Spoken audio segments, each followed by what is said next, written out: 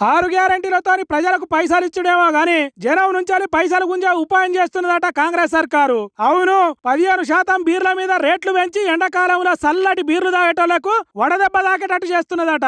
అంటే బీర్లు ఇంకింత షేదెక్కుతాయట తెలంగాణలో. ఎప్పటి నుంచో బీర్ల కంపెనీలు రేట్లు పెంచాలని కోరుతుండే వరకు సర్కారు ఈ నిర్ణయం చేసిందట. అట్లా కంపెనీలకు లాభం వచ్చుడే కాదు, సర్కారుకు కూడా ఆమ్దాని పెరుగుతుందట. మరి ఏం చేస్తారు? ఇచ్చిన హామీలేమో శాతాడంతుండే, సర్కారు దగ్గర పైసలేమో గొర్రెతోక బెత్తాడు అన్నట్టే ఉండే.